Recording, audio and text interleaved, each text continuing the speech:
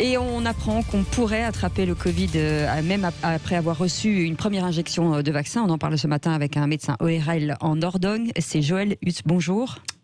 Bonjour. Bonjour Joël Huth, merci d'être avec nous ce matin. Donc vous exercez à la clinique du parc de Périgueux, hein, c'est ça? Donc vous faites partie des professionnels de santé prioritaires dans l'accès à la vaccination, vous l'avez été. Et racontez-nous, vous avez reçu une première injection et quelques jours plus tard, vous avez quand même ressenti les symptômes du Covid, hein? Tout à fait. Donc une dizaine de jours après, en fait, une petite rhinite, petite toux, mais sans pas très inquiétante. Bien sûr, pas de température puisque on fait un test. Enfin, on est testé tous les jours et tous les patients qui passent à la clinique également. Donc je suis une profession à risque étant ORL, donc vaccinée et en plus de 60 ans. Donc et le matin, en me levant, aux surprises, en me douchant, je ne sentais plus le gel douche. Donc, petite interrogation, je vais essayer de respirer mon parfum, pas d'odorat non plus, donc ce qu'on appelle une anosmie. Et donc là, gros doute effectivement sur le fait d'avoir été infecté par la Covid. Oui, c'est ça. Et donc, donc c'était dimanche dernier et lundi effectivement à la clinique, je me suis fait tester et puis le résultat est tombé positif. Oui.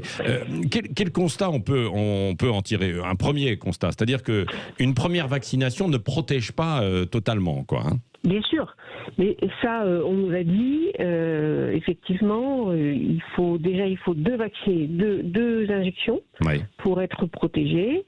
Ça, c'est une première chose. Un intervalle de 3 semaines entre deux injections. Et effectivement, il faut avoir eu le temps que le corps développe les anticorps, développe une immunité. Donc automatiquement, on le sait, et moi je le savais, je n'ai jamais baissé les bras sur les gestes barrières, bien au contraire.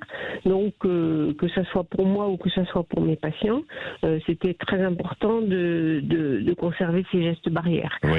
Donc effectivement, le taux d'immunité n'est pas du tout acquis lors de la première injection. C'est pour ça que j'ai entendu que l'État effectivement privilégiait maintenant cette deuxième injection et avait bloqué un certain nombre d'injections prévues. Il faut le comprendre, hein, c'est normal. L'intérêt pour toute la population, c'est que tout le monde soit immunisé et que le fait d'être vacciné, ça permet d'arrêter la circulation du virus, puisque l'hôte, nous-mêmes, les humains, qui seront vaccinés, ne pourront plus héberger de façon aussi confortable le virus. Oui. Joël Huth, de toute manière, il faut le dire aussi, c'est comme la grippe. Quand on se fait vacciner contre la grippe, immédiatement, on ne vient pas immunisé du jour au lendemain, quoi. Il faut un petit peu de temps avant que ça fasse effet. Et là, il faut la deuxième injection. Est-ce que vous avez une idée de la manière dont vous l'avez attrapé, puisque vous dites que vous faites toujours attention dans les gestes barrières? Non.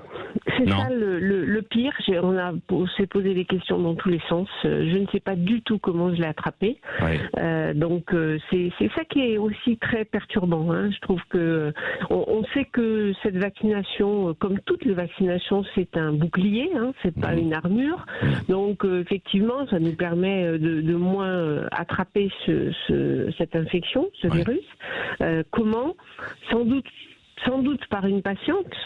Mais pourquoi et dans quel par rapport, ça fait quoi, presque un an, depuis février ou mars, depuis l'année dernière, on fait attention, on a des mesures barrières, on nettoie tout, le bureau, les chaises, le matériel, enfin vraiment. Et bon, voilà, on ne sait pas. Mon personnel a été testé, le personnel de la clinique au bloc opératoire. Heureusement, personne n'est atteint. Mais Joël Huth, est-ce que cette vaccination quand même permet de baisser la charge virale? Voilà.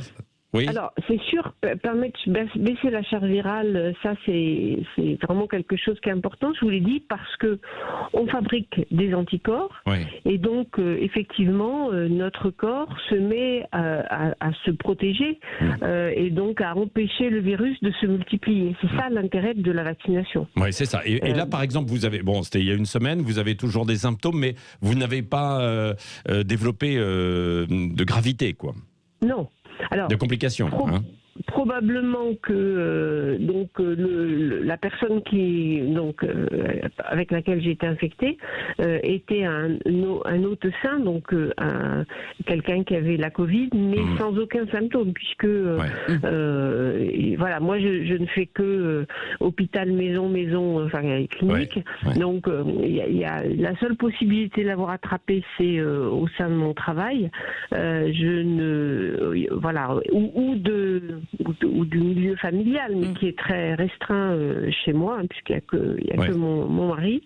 Donc, voilà, c'est vraiment une interrogation, et donc voilà, je tenais à rassurer tout le monde d'abord qu'il fallait se faire vacciner, parce que c'était le seul moyen qui nous permettra de sortir de ce problème-là, de faire toujours très attention, même après une première vaccination. Donc il ne faut pas attendre, c'est pas le Graal, il ne faut pas attendre tout de cette vaccination, et dire aux gens qu'il fallait être patient, parce que le problème, c'est qu'il manque de doses. Oui.